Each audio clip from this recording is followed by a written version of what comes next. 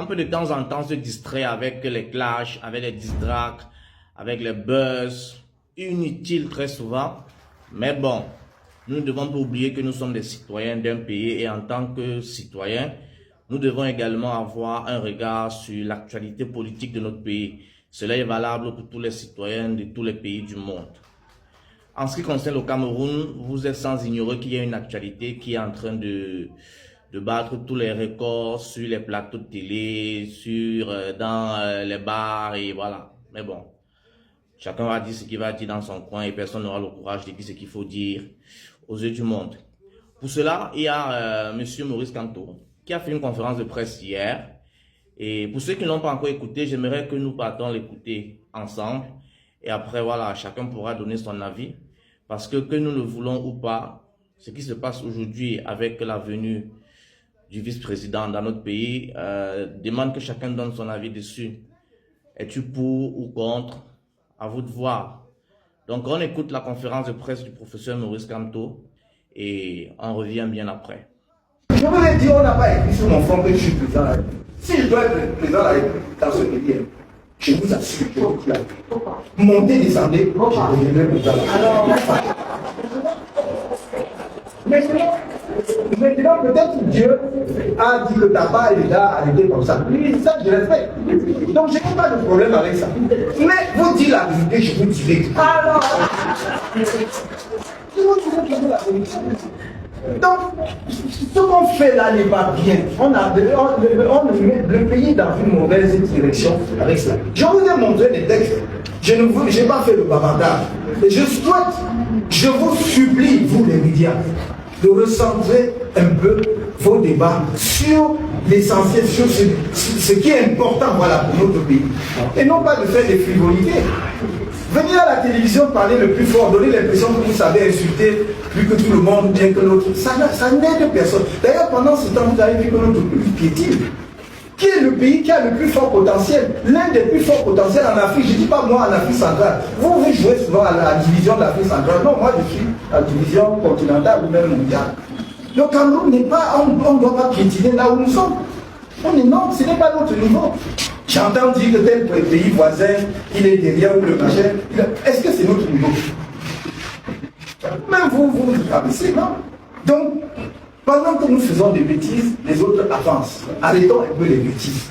Ça n'aide personne. Arrêtons de diviser les Camerounais les uns contre les autres. Les enjeux du monde d'aujourd'hui, c'est ailleurs. Préparons notre jeunesse à relever les défis qui s'accumulent à l'horizon. Donnons-leur une éducation axée sur la science et la technologie pour qu'elle transforme le pays. Arrêtons de vivre dans notre pays comme si nous étions des mercenaires. Comme si on faisait des choses pour partir et laisser. C'est notre pays, non? On va fuir. Donc, vraiment, à un moment donné, il faut un peu se reprendre en main. Et je trouve que ces derniers temps, on est allé trop loin dans la bêtise. Donc, je ne veux pas revenir sur un certain nombre de choses parce que ça pourrait apparaître comme si je manquais de politesse vis-à-vis de tel ou tel. Ce n'est pas mon problème. On est obligé de s'entourer on est libre, je l'ai dit, de s'entourer des collaborateurs que l'on veut. Mais il faut que chacun sache que quand on lui confie une responsabilité, c'est pour lui se mettre au service du pays. Et non pas qu'il montre qu'il bombe le torse, qu'il montre qu'il est le plus fort, ou bien qu'il montre que non. De toute façon, si les gens veulent montrer qu'ils soient le plus fort, ils aillent le ring, ils cherchent les Lungans, tout ça. C'est là-bas qu'il faut qu'ils aillent montrer la force. Nous, on n'a pas la force. Si vous me cherchez sur le ring, je suis parce que même moi, plus, je n'ai pas. Donc, ce n'est pas ça le sujet. Mais il faut travailler, réfléchir pour ce qui peut faire avancer notre pays. Voilà, mes chers amis, ce que je voulais vous dire. Je voulais vous dire cela et vous le dire avec gravité. Parce que si ces derniers temps, il y a une chose qui m'a contrarié le plus, c'est justement la manière dont nous avons brutalisé notre constitution. La manière dont nous avons brutalisé la loi fondamentale. C'est le socle. C'est comme si vous alliez dans un village, vous trouvez tous les patriarches là, et tous les principes qu'ils vous disent que c'est ça qui tient le village, et vous foutez tout ça au pied. Cela veut dire que vous détruisez le village. C'est ce que nous ne devons pas accepter parce que ce n'est pas bon pour notre pays. Ne serons pas une graine qui est une graine vénéneuse qui va ramper et détruire tout ce qui existe dans notre champ. Ce n'est pas bon. Je vous ai toujours dit cela. Je n'ai jamais changé de posture. Et je continue de le faire tant que j'aurai le souffle de le faire. Voilà ce que je voulais vous dire sur cette première partie. Et devant cette situation, comme je vous l'ai dit, nous avons pensé que le gouvernement a manqué une occasion d'informer l'opinion camerounaise. J'allais donc dire d'éduquer l'opinion camerounaise sur ce qu'il peut faire. À quel moment nous avons eu un débat au sein du pays? Je ne parle pas du débat sur les plateaux de télévision, je parle des débats où on voit des ministres de la République, des personnalités expliquer aux Camerounais que, voilà, le pays est rendu à un point où on pense qu'il faut un vice-président de la République en cas de ceci et cela. Les gens pouvaient être d'accord ou pas, mais on aura au moins eu la décence de leur expliquer ce qu'on veut faire. On ne l'a pas fait. Il n'y a pas eu de consultation avec les forces politiques. Même pas celle représentée à l'Assemblée nationale. Parce que ce n'est pas le but. On a consulté qui? On en a parlé avec qui? On a fait quelque chose de précipité. Même lorsque les gens disaient, donc, si on peut dire qu'ils ont battu campagne pour l'élection 2018, vous ne demandez pas à un peuple de vous élire et vous faites une réforme aussi fondamentale le lendemain de l'élection sans lui en avoir parlé pendant la campagne. Ça ne se fait pas, c'est essentiel en démocratie puisqu'on vous élit sur un programme. Donc on devait savoir que, entre autres, le président de la République demande notre suffrage parce qu'il veut modifier la Constitution. Et vous ne l'avez pas fait. Et vous venez dire que tout ce que vous avez fait, est parfait, conforme à la légalité, machin. Parce que vous avez le micro tout le temps, parce que les caméras de télévision, machin, sont sur vous, on entend que vous avez raison sur vous-même, vous n'avez raison sur personne. Parce que vous n'avez pas raison tout court. Et nous pouvons regarder vous-même. Nous nous retrouvons dans une situation où maintenant nous avons, j'allais dire, un empilement d'institutions d'organes dans notre pays. C'est-à-dire c'est les poupées russes. Vous prenez le président de la République, après vous enlevez le vice-président, après vous enlevez le premier ministre, après vous enlevez le président du Sénat qui veut marcher. Après, donc, on fait quel est le projet? Donc c'est un empilement d'institutions. Le premier ministre, le président du Sénat, qui on nous fait croire que justement c'est pour assurer la transition sans heurts, calme du pouvoir. Mais le président du Sénat était déjà là pour cela.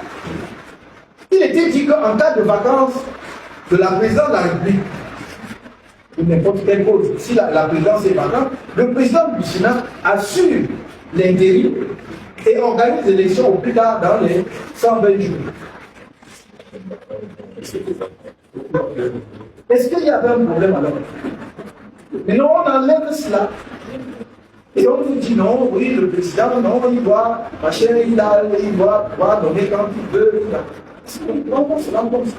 Il n'y a même aucune limite. D'abord, on dit qu'il peut. Ça veut dire qu'il peut attendre juste la dernière minute pour désigner la personne. Donc il n'y a aucun contrôle là-dessus. On peut même aller désigner quelqu'un qui, je ne sais pas moi, excusez-moi, je ne dis pas que ce sont des gens qui sont allés à l'école, sont intelligents, mais pour comprendre au moins les institutions, on peut aller chercher même un limite, puisque il n'est pas dit dans notre conception pour être candidat à l'élection présidentielle, pour être élu. On dit seulement qu'il faut avoir 35 ans au moins. Je ne dois pas payer à la condition de. Donc on peut dire aller là, quand même dans un fonds. Donc peut-être la personne devrait exercer la sagesse du visage. Mais en attendant, je dis, c'est juste, je dis à quel point le texte est conçu de façon trop large, trop sans contrôle, que donc on peut faire cela à tout moment. Et on a déplacé le problème tout de suite. Non, vraiment, quand c'est un francophone, ça doit être un anglophone. J'ai pas mal de nos frères anglophones qui tombent, qui s'engouffrent dans la, comme si c'était ça le sujet. C'est pas ça le sujet. On va vous mettre un anglophone, là ça changera rien. On peut même vous mettre un anglophone maintenant comme vice-président et l'enlever 2 jours après, ou même la veille, ou quand on change. C'est ça le sujet. Les anglophones n'étaient pas premiers ministres depuis des années. Les anglophones n'étaient pas présidents de l'Assemblée nationale dans ce pays. Le sujet n'est pas là. Il faut que nous ayons de bonnes institutions fondées sur de bonnes règles. Et à ce moment-là, on dit oui, quand le président de la République est francophone, il faut que son vice élu avec lui sur le même ticket soit un anglophone. That makes sense. Ça a du sens. Mais aujourd'hui, nous sommes dans une situation, je vous le dis, relisez les textes. Nous sommes dans une situation, je me demande, lisez l'article 5 de la Constitution. J'attends, bon, ça, je ne fais pas d'illusion. Et je suppose qu'ils ont suffisamment d'ingénierie constitutionnelle de leur côté pour avoir vu ça. Et sinon, vous allez avoir un problème le moment de la prestation du serment du vice-président non élu. Lisez l'article 7 de la Constitution. On dit que le président est élu, hein, et le soir, on reçoit le serment du président qui est élu. Mais quand tu n'es pas élu, on reçoit ton serment. Donc, faisons attention. Faisons attention. Et moi, je vous ai tout dit. C'est mon devoir de vérité. Mais je vous ai dit, et je terminerai par là, que en ce qui concerne ce chamboulement du calendrier électoral, c'est parce que le RDPC fuit les élections. Donc il faut le dire clairement, sans fausse modestie et sans vanité, sans embâche, sans vouloir manquer de respect à qui que ce soit. Parce que si ce n'était pas le cas, dans tous les pays du monde, quand un président de la République vient d'être élu, son parti politique organise les élections dans la foulée pour profiter de la dynamique de la victoire présidentielle. Partout, c'est comme ça. Prenez le Sénégal avec le duo qui est à la présidence. Dès que les 6 mois qui les empêchaient de faire les élections avant ont expiré, tout de suite ils ont fait les élections et dans la foulée, ils ont pris la majorité dans les assemblées, dans les conseils municipaux. Prenez même la Côte d'Ivoire, où il y a eu des contestations sur le troisième quatrième mandat. Il y a des contestations. Dans la foulée, il a les faits des législatives. Mais pourquoi au Cameroun, des gens qui nous disent qu'ils sont au boulot compresseur, y compris qui un parti administratif vient nous dire qu'ils sont au boulot, vous comprimez personne. Vous comprimez avec les matraques de la police et de la gendarmerie. Je crois qu'il en a assez parlé, bien que la conférence de presse a duré pas près de 2 heures. Hein. Donc ça, ce n'est qu'un bout. Ça, ce n'est qu'un bout. Pour ceux qui veulent suivre la conférence de presse dans son intégralité, allez sur sa page officielle ou forcément sur les réseaux sociaux recommandés. Donc, à chacun de donner son avis. Je pense que toute personne qui se dit citoyen, qui se dit camerounais dans l'âme, devrait ne serait-ce que donner son avis à ce sujet. Ça peut être pour ou contre, mais du moins il faut